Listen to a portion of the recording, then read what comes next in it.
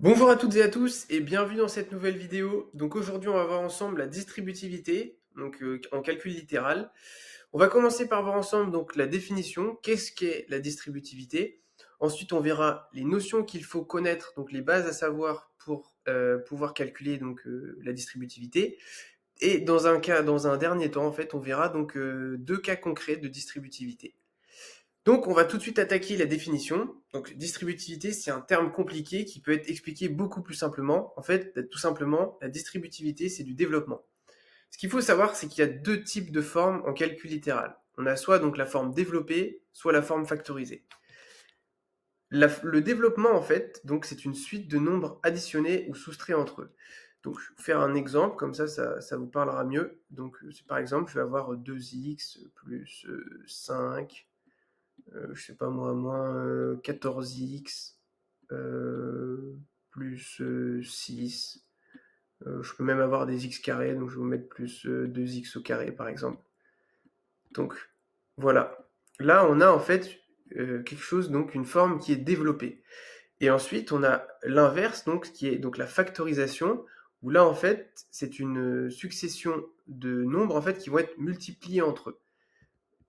Donc, je vais vous donner un exemple. Ça peut être, par exemple, 2 facteur de 6x plus 8. Voilà. Ou vous pouvez avoir, c'est pas moi, 2... Je vais vous mettre entre parenthèses 2x plus 7 multiplié par, je sais pas moi, 3x plus 2. 3x moins 2, tiens.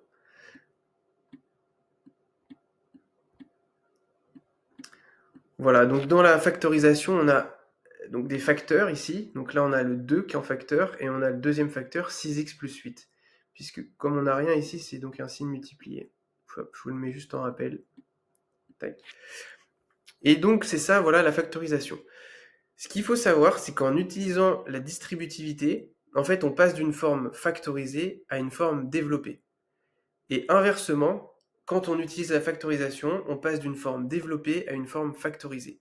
Donc concrètement, voilà, quand on factorise, on passe d'une forme ici, donc voilà, comme l'exemple là, à une forme comme ça.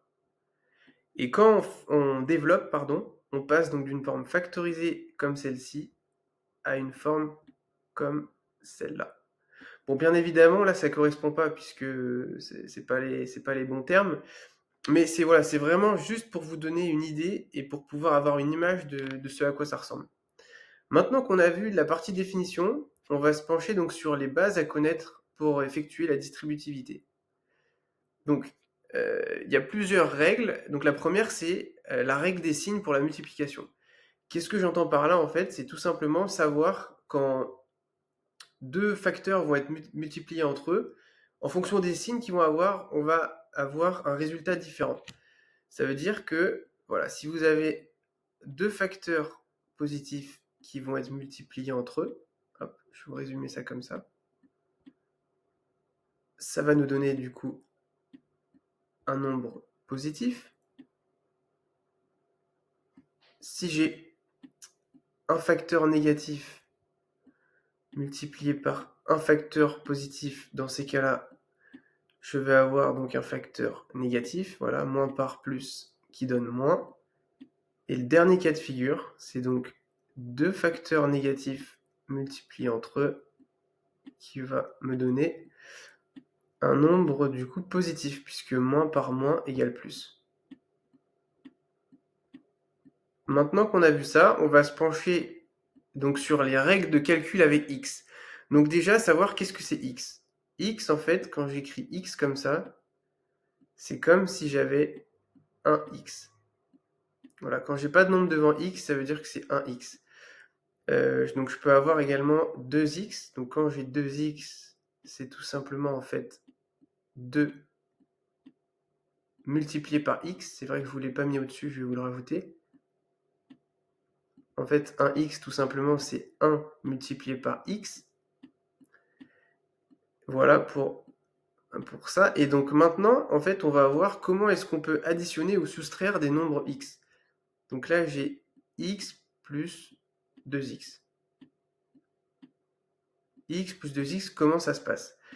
Et bien en fait, tout simplement, quand j'ai deux nombres comme ça composés de x, je vais simplement additionner les nombres devant le x. Donc c'est-à-dire ici, comme j'ai rien, donc je sais que c'est un 1. Donc je fais 1 plus 2, ça me donne 3.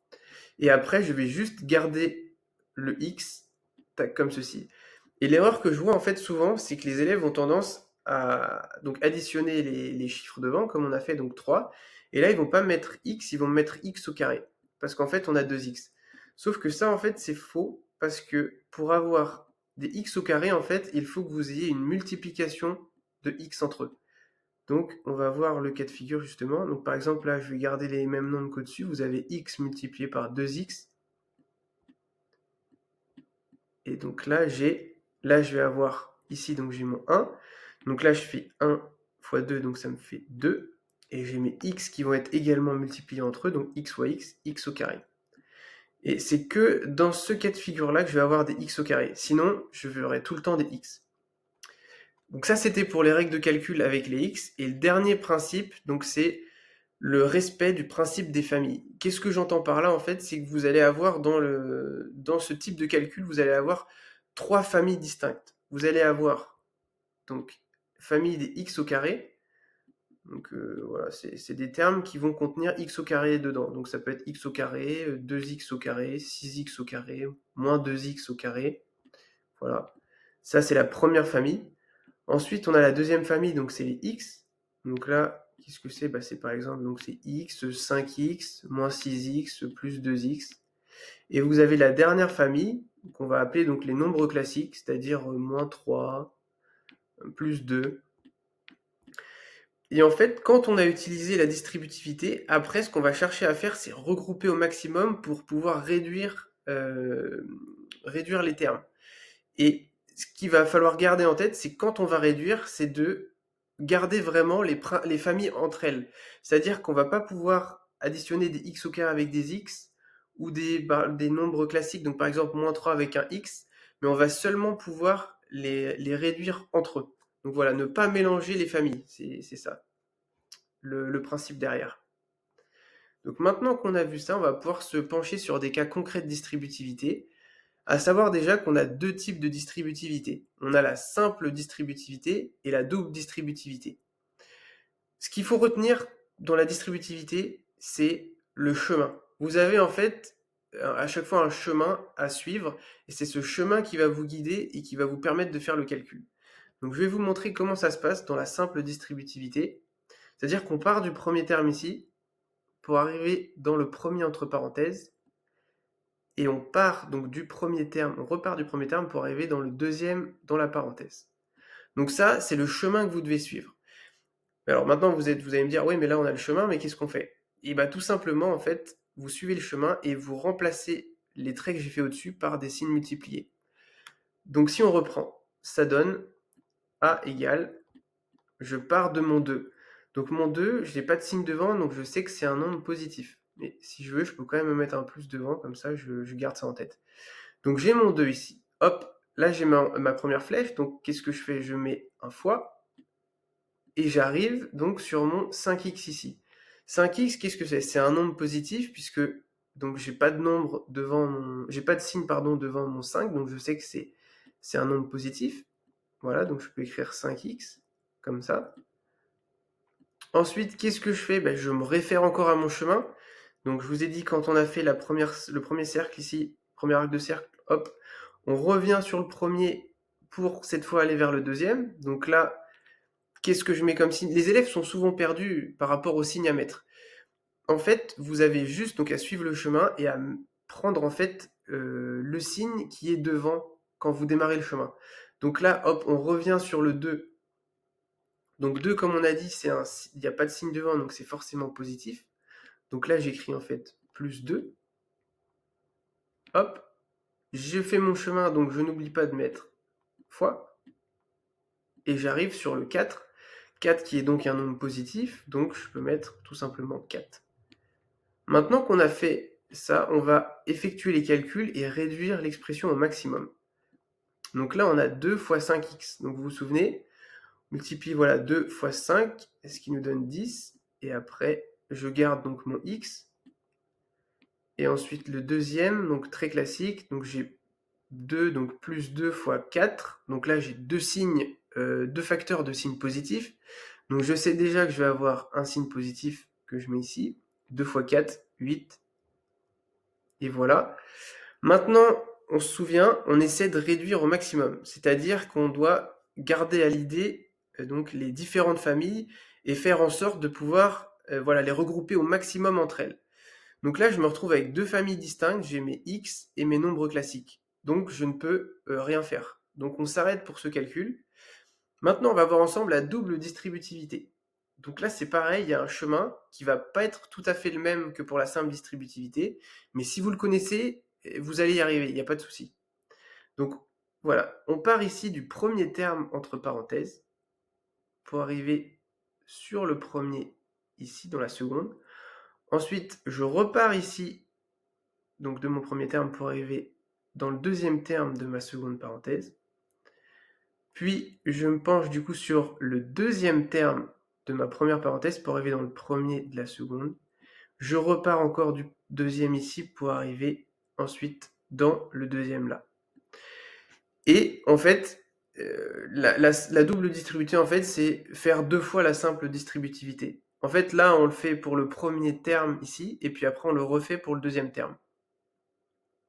Maintenant qu'on sait ça, eh ben, on garde la même logique que pour le premier calcul qu'on avait fait ensemble. C'est-à-dire que je pars de mon 2x. 2x, j'ai pas de signe devant, donc je sais que c'est positif. Mais bon, je peux en rajouter un si je veux ne pas être confus. Hop, donc j'ai mon 2x. J'ai ensuite mon arc de cercle, donc là je sais qu'il faut que je fasse mon fois. Hop. Et là j'arrive sur mon 5x. Hop, 5x qui est donc positif, puisque je n'ai pas de signe devant. Donc je mets 5x. Là j'ai fait donc le premier chemin. Donc après qu'est-ce que je fais? Je repars ici de mon premier. Je me souviens que donc 2 c'est donc est de signe positif, donc je vais écrire plus 2x encore. Et cette fois, je vais donc multiplier, hop, puisque je fais mon arc de cercle, donc je mets mon signe multiplié par 2, qui est un nombre positif aussi. Tac. Donc là, j'ai fait la première partie du chemin. J'ai fait donc la simple distributivité. Et il nous reste maintenant la double. Et c'est là où, en fait, il y a souvent beaucoup d'erreurs que je remarque parmi mes élèves, c'est qu'en fait, ils sont perdus parce qu'ils savent pas quel signe mettre ou sur quel chiffre se concentrer pour regarder le signe. Donc là, on a notre chemin de tracé, donc on sait que ce qui nous intéresse, c'est le 3 ici. Simplement, le 3, il faut toujours faire attention au signe qui est devant. En fait, c'est pas 3 ici, c'est moins 3. Donc je vais pas écrire 3, je vais écrire moins 3 à la suite. Hop, je trace mon arc de cercle, donc j'ai mon signe fois. J'arrive sur quoi? Sur 5x. 5x qui est positif. Donc je laisse 5x comme ça. Ensuite, je fais mon deuxième bout de chemin, c'est-à-dire que je reviens sur mon moins 3 ici. Donc je réécris moins 3. Hop. J'ai mon arc de cercle. Donc vous vous souvenez, tac, multiplié. Et là, j'arrive sur mon 2. 2 qui est de signe positif, donc je peux écrire simplement 2. Maintenant, on effectue les calculs. Donc j'ai 2x fois 5x, vous vous souvenez, on a des x multipliés entre eux, donc dans ce cas de figure, on passe sur des x au carré. Donc j'ai 2 fois 5, 10, qui nous donne 10x au carré. Ensuite, je continue, j'ai 2x multiplié par 2, donc 2 fois 2, donc j'ai 4. Je vais m'écrire plus 4x. Ok.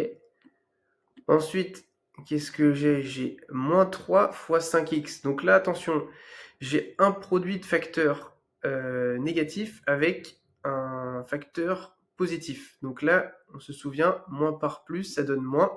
Donc je peux déjà écrire mon signe moins. Après, j'ai 3 fois 5, ça fait 15. Je garde le x. Tac, donc j'ai 15x. Et ensuite, dernier calcul très simple, moins 3 fois 2. Donc j'ai facteur négatif, facteur positif. Le produit des deux, j'ai un nombre négatif, hop, et je mets 3 fois 2, ça me fait 6. Voilà, donc ensuite on se souvient, on essaie de réduire au maximum en respectant les familles. Et là, je m'aperçois que donc j'ai la famille des x au carré, j'ai la famille des x, et là j'ai deux membres de la famille des x, et ensuite j'ai la famille des nombres classiques. Donc là, en fait, je vais pouvoir regrouper, tac, je réécris juste le 10x carré, et je vais pouvoir regrouper mes x ensemble. Donc là, si j'ai plus 4x moins 15x, je sais déjà que je vais avoir un nombre négatif, parce que moins 15, c'est plus grand que plus 4. Donc je vais écrire, hop, je vais mettre mon signe négatif. Ensuite, je fais du coup moins 15 plus 4, ça me fait donc moins 11. Hop, et je garde mes x à la suite. Voilà, et ensuite, je réécris mon moins 6. Et là, donc, on se rend compte qu'on a que des termes de famille différentes, donc on ne peut pas réduire plus. Donc, notre calcul prend fin. Voilà pour la distributivité. J'espère que cette vidéo vous a plu. Si c'est le cas, n'hésitez pas à le mettre en commentaire ou à mettre des pouces, tout ça. Je vous dis à très vite pour une nouvelle vidéo.